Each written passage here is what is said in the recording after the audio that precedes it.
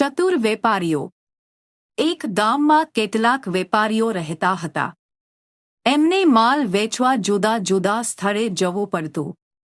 એક વખત તેઓ માલ વેચવા જતા હતા ત્યારે ઘણું મોડું થઈ ગયું।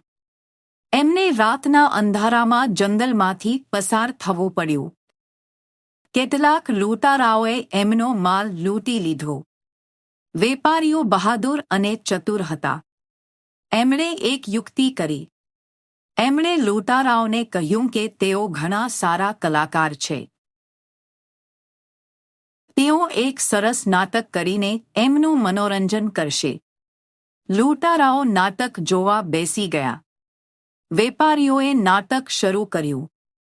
સૌપ્રથમ એમણે ભરવાડનો વેશ લીધો અને ગાવા લાગ્યા। વેપારી કલાકાર આવે છે, ભરવાડનો વેશ લાવે છે। એમણે ભરવાડનો અભિનય કરીને લૂંટારાઓનું મનોરંજન કર્યું।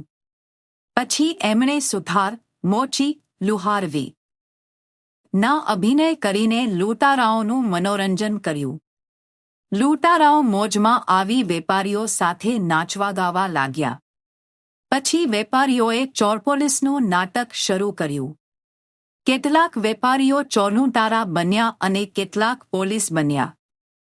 આ નાટકમાં એમણે બતાવ્યું કે પોલીસ આવીને લૂંટારાઓને પકડી જાય છે।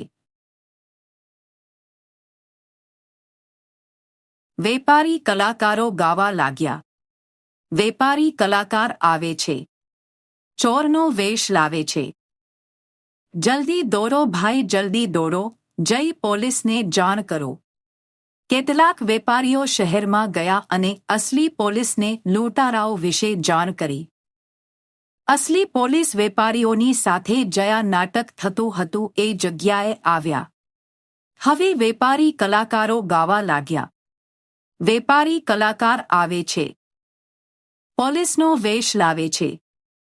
જે વેપારીઓએ પોલીસનો વેશ લીધો હતો તેઓ આવ્યા। લૂંટારાઓ સમજ્યા કે આ તો નાટકનો જ એક ભાગ છે એટલે તેઓ કલાકારો સાથે નાચવા લાગ્યા। ત્યારે જ અસલી પોલીસ આવ્યા અને લૂંટારાઓને પકડી લીધા। હજી પણ લૂંટારાઓ એમ જ માનતા હતા કે આ તો નાટકનો જ એક ભાગ છે।